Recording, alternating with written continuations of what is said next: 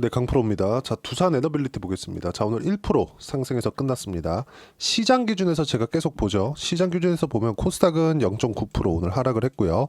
코스피는 0.02% 하락을 했습니다. 코스닥이 하락한 이유는 바이오가 조금 하락했기 때문인데 바이오가 전체적으로 오늘은 조금 하락을 해서 하락폭이 뭐 그렇게 크거나 그러진 않아요. 왜 하락을 했느냐?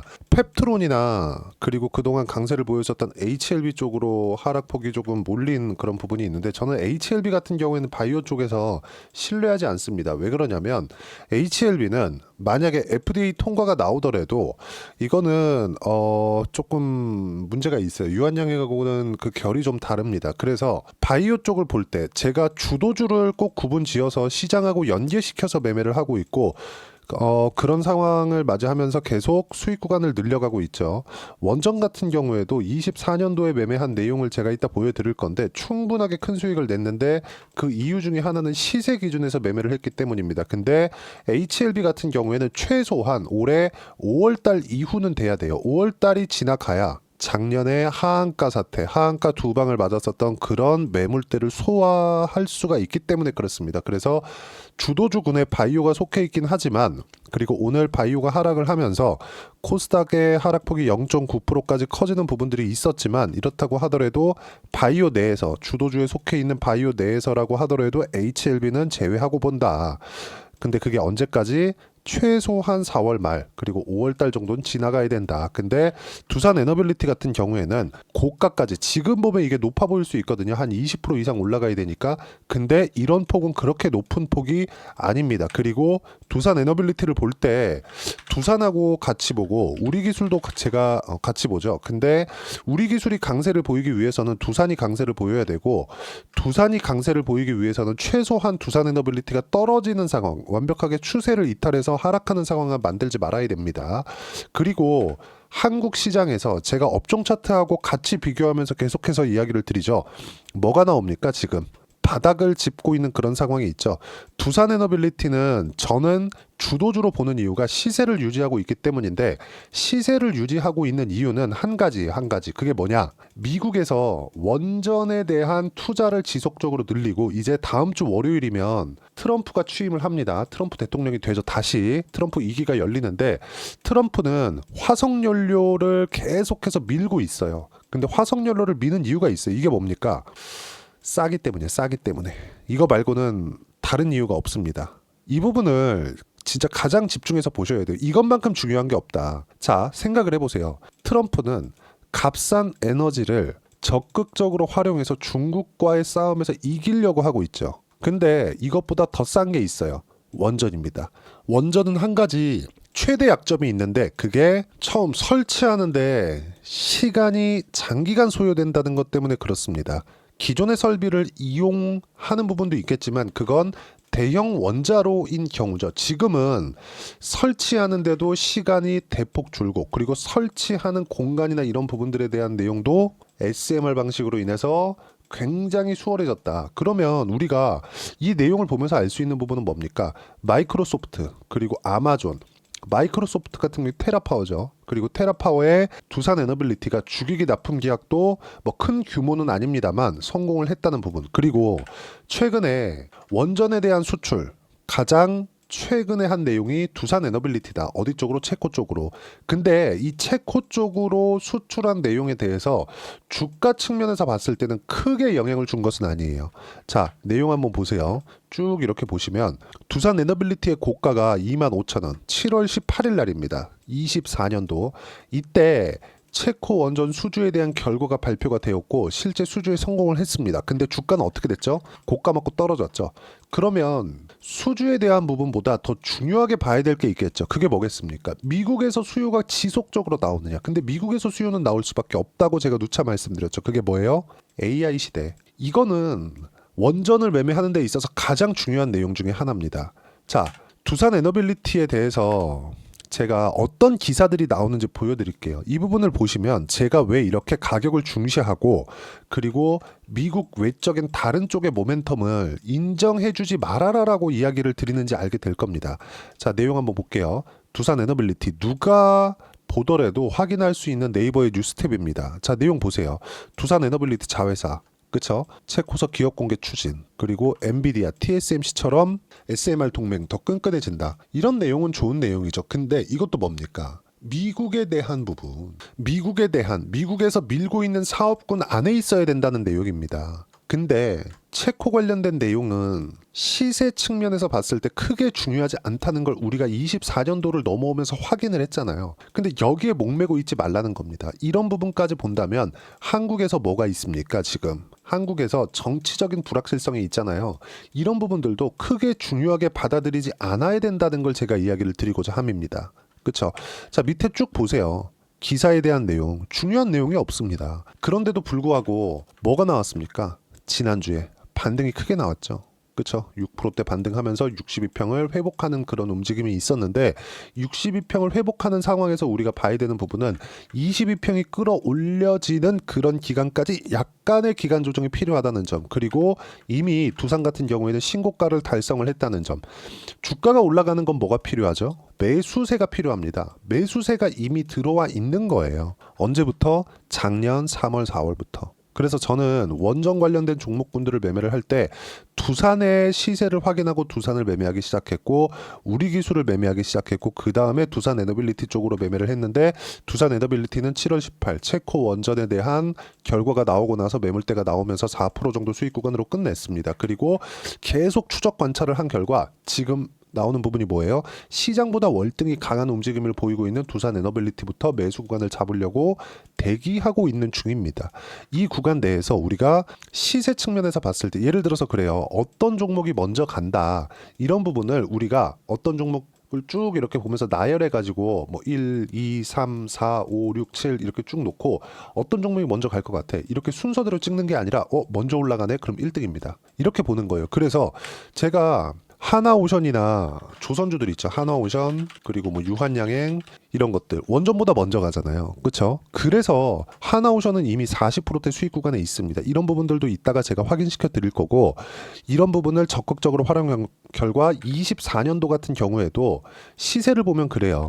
여기 한 6월, 7월 달에 뭐 조선주 중에서 뭐 현대 마린 엔지니어 이런 쪽으로 그쵸 계속해서 붙어서 수익을 냈었던 이유가 이런 것 때문에 그렇다. 그리고 지금은 두산 에너빌리티를 포함해서 바이오, 그리고 조선 쪽, 그리고 하나 더 하자면 화장품이나 로봇들까지 딱 요 5개 업종은 25년도에 주도주가 됩니다. 반도체도 좋습니다. 반도체도 좋은데 이쪽은 한국 시장에서 시세가 너무 죽었어요. 그리고 미국 시장에서도 너무 많이 올랐고, 엔비디아 같은 경우에는 아직까지 시세가 살아있다고는 하지만 다른 관련돼 있는 종목군들, 그쵸? 마이크론 테크놀로지나 이런 종목군들도 너무 많이 빠져서 반등의 움직임이 나오고, 그 반등을 나오는 확인하는 과정이 조금 더 필요하기 때문에 제가 반도체는 굳이 이야기를 드리고 있지 않는 거고요. 무엇보다 미증시 같은 경우에도 시세 측면에서 봤을 때 뉴스케일 파워에 있죠. 뉴스케일 파워의 주가가 24년도에 강하게 움직인 이후에 두산부터 시작해서 두산에너빌리티, 우리기술까지 시세가 연결됐었다는 걸 본다면 25년도인 지금도 AI 에너지 쪽으로는 시세가 유지될 수밖에 없다. 하지만 한국 시장의 정치 불확실성이나 이런 부분들이 있죠. 이런 부분들이 지금은 계속 되겠죠. 근데 이것보다 더 중요한 미국 시장의 안정이 지금 마지막 단계에 있다는 점, 트럼프 취임하고 그리고 오늘 나오는 소비자 물가 지수가 나오고 나면 미국 시장에 대한 뭐 큰 등락이나 뭐 조정 구간도 없을 겁니다. 이 구간에서 우리는 철저하게 가격 기준에서 매매를 하는 것이 맞고, 두산에너빌리티가 지금보다 더 떨어지기 위한 조건, 그렇죠? 그건 삼성전자의 하락입니다. 삼성전자의 하락이 나왔을 때 코스피나 코스닥에 대한 하락 구간이 훨씬 더 크게 나올 수 있는데, 삼성전자가 5만 원을 이탈해서 4만 원으로 들어가고 3만 원으로 들어가고 이런 부분은 발생하지 않는 겁니다. 이렇게까지는 나올 수가 없어요. 만약에 삼성전자가 4만 원대로 떨어진다? 두산에너빌리티 같이 빠집니다. 아까 전에 제가 말씀드렸었던 바이오, 조선 이런 것도 살아남을 수 없을지도 몰라요. 삼성전자가 4만 원대 중반 이하로 그냥 확 이탈해버리면 코스피가 2200, 2100까지 내려갈 수 있거든요. 그러면 이렇게 되는 상황이 나올 수 있는 조건은 뭡니까? 미국 시장이 완벽하게 박살이 나거나, 이때는 뭐가 나와야 돼요? 미국의 경기 침체 이슈가 불거져야 되는데 지금 그럴 수가 있어요? 없습니다. 뭘 보고 알 수 있어요? 금리에 대한 결정, 그리고 미국의 고용을 보면 알 수 있죠. 이런 부분들은, 그리고 어저께 미국의 생산자 물가 지수가 나왔는데 엄청나게 좋아요. 그러면 트럼프 취임 이후에는 인프라 투자가 나올 수밖에 없죠. 어디 쪽으로? SMR 쪽으로. 그렇죠. 최근에 뉴스케일 파워의 주가가 반등한 이유도 그것 때문에 그렇습니다. 그래서 어떤 기사에 대한 내용을 보고 자 이제 가겠다, 이게 호재입니다, 이게 아니라 시세가 유지되고 있는 것만 보더라도 알 수 있고, 우리는 여기서 디테일하게 보기 위해서 뭘 봐야 됩니까? 22평이 끌어올려지는 그런 구간까지 기다려야 되고, 지금 마지막 단계에 있습니다. 그리고 실제 타점에 대한 부분을 제가 여기 소통방에서 이야기를 드리고 있고요. 최근에 하나오션이 두산 에너빌리티보다 먼저 갔기 때문에 하나오션도 충분하게 매수 구간을 잡은 결과 40% 가까운 수익 구간에 있습니다. 조선주 어떻게 매매했는지, 원전에 대한 부분을 어떻게 매매했는지도 제가 이야기를 드릴 거예요. 자, 오늘 같은 경우에는 제가 어떻습니까? 여기 보시면 하나오션 이미 38% 수익 구간, 오늘도 몽땅 보유한다. 미증시가 바닥 구간에 있기 때문에 그렇죠. 여기 보시면 유한양행 같은 경우에, 그렇죠? 장중 강세, 종가 보합권 마감 몽땅 보유한다. 그쵸? 이거는 어저께 찌라시가 돌 때 하락을 했는데 제가 다시 매수 구간을 잡았는데 장 초반에 강했습니다. 그리고 쭉 이렇게 보시면 오늘 미국은 소비자 물가 지수가 나온다. 어제는 생산자 물가 지표가 나왔고 굉장히 좋게 나왔습니다. 그러면 보세요. 지난주에 고용지표가 나오면서 미국 시장이 조정을 받기 시작했거든요. 고용지표가 너무 잘 나오니까, 안 나와서 조정을 받은 게 아니라 너무 잘 나와서. 왜? 금리에 대한 부분 때문에. 우리가 여기서 볼 수 있는 부분은, 야, 그러면 고용이 너무 좋으니까 인플레이션 다시 오는 거 아니야? 근데 어저께 생산자 물가 지수가 딱 열리는 순간, 야, 이거 골디락스다. 그렇죠. 그런 부분들을 이야기를 드린 겁니다. 생산자 물가 지표는 예상보다 큰 폭으로 하회를 했다. 골디락스라고 볼 수 있는 거죠. 생산자 물가 지표가 낮다는 건 소비자 물가 지표도 그럴 가능성이 높다는 거고, 그게 오늘 나옵니다. 트럼프 취임 20일 전까지는 미증시 조정은 끝난다고 보고 있고, 한국 시장은 이 안에서 주도주만 매매하고 미국과 연결돼 있는 사업군만 공략을 하고, 그 중에 하나가 두산 에너빌리티다. 그렇기 때문에 62평을 돌파해서 타점을 기다려야 된다는 겁니다. 어떤 재료, 이런 부분들 좋아요. 좋은데 이것보다 더 중요한 게 타점에 대한 이해를 어떻게 하는지가 정말 중요하고, 그런 부분들을 소통방에서 하나하나 이야기를 드리고, 하나오션 같은 경우에도 소통방에서 제가 충분하게 이야기를 드린 내용이 있습니다. 쭉 올려서 보시면, 제가 하나오션 같은 경우에도, 그쵸? 쭉 올려서 보시면 어때요? 37,000원대. 근데 하나오션 지금 오늘까지 6% 상승해서 5만원대로 올라섰습니다. 이런 부분들을 무료로 소통방에서 공유하고 있으니까 구독과 좋아요 눌러주시면 무료 입장 가능하고요. 댓글 하나씩 달아주시고, 제가 입장 링크를 공유해 드릴 수 있게 010-8713-1916으로 구독이라고 문자 보내주시면 소통방 입장 링크를 순차적으로 공유를 해드리도록 하겠습니다. 자, 그리고 제가 아까 전에 매매를 어떻게 해야 되는지 결과에 대해서 이야기를 드린다 그랬죠. 반도체가 강할 때, 하이닉스가 강할 때, 그쵸? 어디 쪽을 봐야 됩니까? 하이닉스 강하려면 엔비디아가 강했어야 되는 거고, 엔비디아가 강했기 때문에 하이닉스 강하고, 그러니까 한미반도체 쪽으로 강했던 거고, 그리고 다른 반도체 종목군들도 강할 수밖에 없다는 거죠. 어떻습니까? 상승하는 구간에 매매한 결과 4% 수익, 그리고 쭉 내려보면 50% 수익, 이렇게 수익 구간을 만들어낼 수 있죠. 하나오션도 이미 50%에 근접할 겁니다. 이제 며칠 지나면. 이런 부분들을 이야기를 드린 거고, 그리고 아까 전에 제가 원전 관련된 매매를 하면서 두산이나 이런 종목군들 보면 어때요? 상승하는 구간에 매매를 한 결과 14%, 4% 정도 수익 구간, 그리고 두산 에너빌리티 같은 경우에도, 그쵸, 상승하는 구간, 두산을 공략을 하면서 두산 에너빌리티 같이 공략을 했고, 뭐 크진 않습니다. 4%. 왜? 체코 원전 결과 나오고 나서 그냥 매도한 거예요. 그런 결과 4% 정도 수익 구간. 원전 하면 우리 기술을 빼놓고 볼 수 없겠죠. 우리 기술 눌러서 보시면요. 자, 내용 보시면 어때요? 8%, 23% 꾸준하게 수익 구간을 보고 있었다는 점. 그렇죠. 지금 다시 타점 구간이 있고, 그런 부분들을 소통방에서 제가 무료로 공유를 하고 있으니까 구독과 좋아요 눌러주시고요.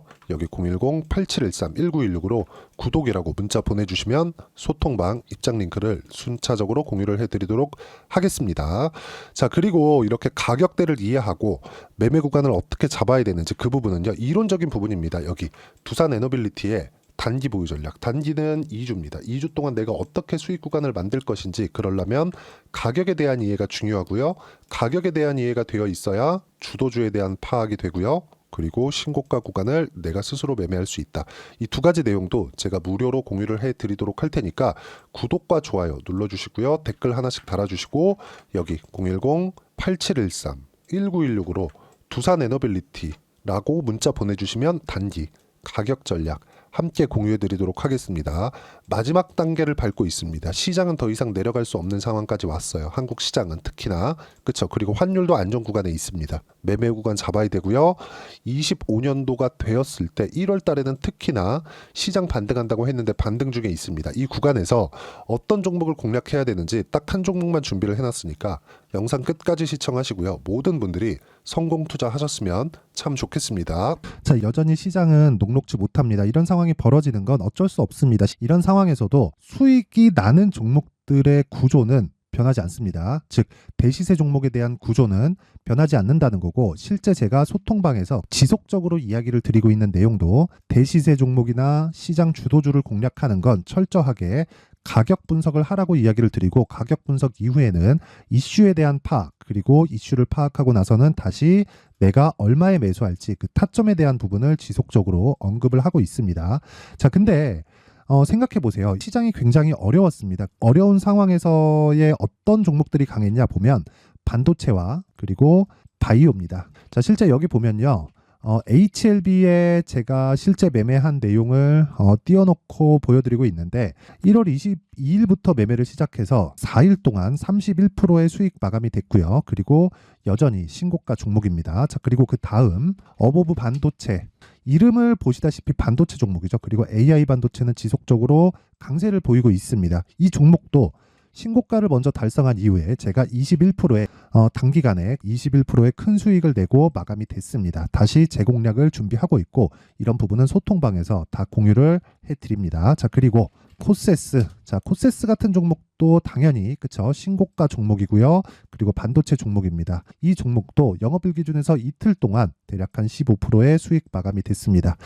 내용을 한번 보시면 어떻습니까? HLB를 포함해서 뭐 30%, 20%, 뭐 15% 이런 식의 수익이 지속적으로 발생하고 있는데, 이 세 종목 모두 다 신고가 종목이고 1월 달에 시장이 약세를 보이고 있는 구간에서도 강했었던 그런 종목입니다. 특징점이 하나 있는데 그 이슈에 앞서서 가격이 먼저 반영했다는 거죠. 그렇게 제가 가격을 먼저 보고 이슈에 대해서 파악하는 이유는 결과적으로는 큰 시세를 먹기 위한 사전 준비 작업입니다. 실제로 큰 시세를 먹기 위해서 사전 준비 작업을 했을 때 여기 레인보우 로보틱스 127%, 그리고 ISC 98%, 그리고 한미반도체 97%의 큰 수익을 내는 상황을 만들 수 있습니다. 어떤 식으로 소통방에서 진행됐는지, 그쵸? 그 상황을 제가 이야기를 드린 건데, 이런 상황도요, 당연히 신고가를 공략했을 때 가능한 겁니다. 자, 그러면 이번에도 마찬가지입니다. 그쵸? 정부 주도의 코리아 디스카운트 해소 방안이 2월 달에 발표를 하고요. 그리고 2월 달에 발표된 내용을 토대로 주가가 움직이는 게 아니라 이미 움직인 내용이 있죠. 실제 이 내용은 크게 중요한 게 아니라는 겁니다. 실제 움직인 내용을 보면, 자, 기아차입니다. 실제로 12월 달에 신고가를 만들어 놓고 정부에서 입김을 불어 넣으니까 순식간에 기아차를 포함해서 현대차 같은 거대 기업들의 주가가 2주도 채 되지 않아서 40% 정도의 큰 시세를 냅니다. 자, 그러면 우리는 어떤 종목을 봐야 될까요? 이슈를 파악해야 되는 것도 맞지만 철저하게 가격에 맞춰서 매매를 해야 되는 게 당연히 중요합니다. 정부가 주도하는 정책 방향이 있겠죠. 그 방향에 맞춰서 우리가 종목을 찾을 필요가 있다. 자, 그러면 답이 나왔습니다. 정부가 주도하는 방향에 맞춰서 제2의 기아차를 찾는 게 지금은 중요하다. 근데 정부 정책의 방향에 맞게 가자.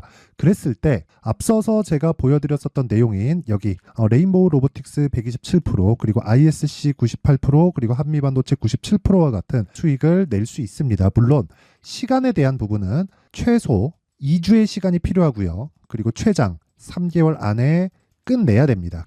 자, 기아차의 시세를 보셨던 것과 같이 2월 달에 정부 정책의 방향이 결정되고요. 바로 3월 달이면 시행입니다. 자, 그러면 우리는 거기에 맞춰서 당연히 종목을 찾아야 되고, 제가 제2의 기아차를 찾아놨습니다. 제가 아까 전에 소통방에서 이야기를 드렸었던 내용 다 공개를 해드렸는데, 그 내용처럼 종목만 받고 싶다 하시는 분들은요, 상단에 있는 제 전화번호로 대시세, 자, 대시세라고 문자를 보내주시면 정부 정책의 방향에 맞는 종목을 모든 분들에게 무료로 공개를 해드리도록 하겠습니다. 자, 제가 원하는 건 채널 성장이 목적입니다. 자, 그래서 구독과 좋아요 꼭 좀 부탁드리고요. 모든 분들이 정부 정책에 맞는 방향으로 매매를 이어가서 큰 수익 보셨으면 좋겠습니다.